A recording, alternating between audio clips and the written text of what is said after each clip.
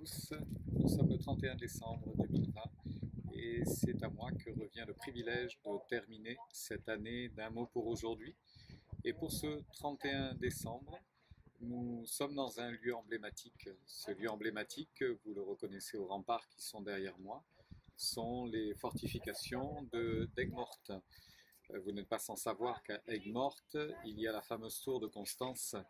Et avec la tour de Constance, il y a aussi ce fameux témoignage apporté par ces huguenots qui ont été enfermés dans cette tour durant des dizaines d'années au moment de la révocation de l'édit de Nantes.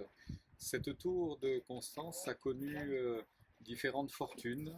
Elle a tout d'abord été érigée par Charlemagne, puis détruite et reconstruite par Saint-Louis au moment des croisades. Et puis les siècles ont passé et de fortifications, de garnisons, de lieux de sécurité et de forteresse en somme, c'est devenu un lieu d'emprisonnement, ce qui est assez surprenant d'ailleurs. Et c'est ainsi que Marie Durand, pour ne citer qu'elle, y est restée 38 ans. Essayez de vous représenter un petit peu ce que cela peut représenter. Elle y est entrée à 19 ans pour n'en ressortir qu'à 57 ans. C'est-à-dire que quasiment toute sa vie, elle l'a passée dans cette tour, enfermée dans cette tour. On lui prête un mot qui a été gravé sur un de ces murs de cette fameuse tour, c'est le mot résister.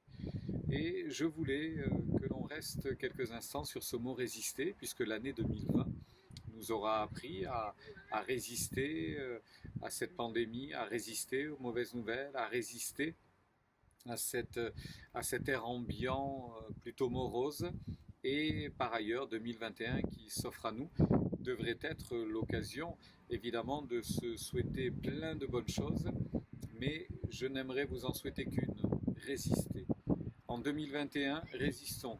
Résistons à tout ce à quoi nous devrons faire face.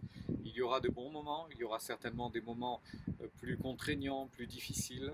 Nous ne sommes pas sortis encore de cet état pandémique et c'est bien douloureux et difficile, mais il y a un symbole qui pour nous rejaillit encore aujourd'hui derrière ces murs et ces façades.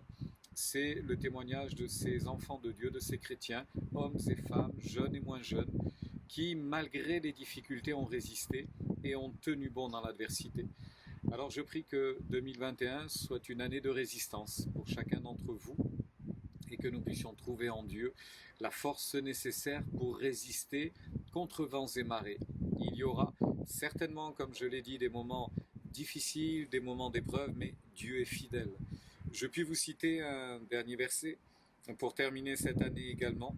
C'est dit dans le fameux livre des Proverbes, au chapitre 20, Proverbe 29, et le verset 25 dit ceci: « Celui qui met sa confiance dans le Seigneur est hors d'atteinte. » Derrière ces murs, dans ces tours, on était hors d'atteinte.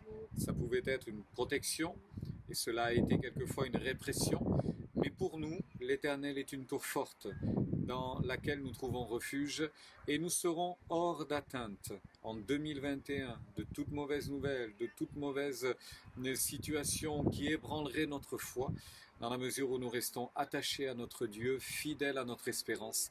Seigneur nous bénisse ensemble dans cette année 2021 et que Dieu soit glorifié. Amen.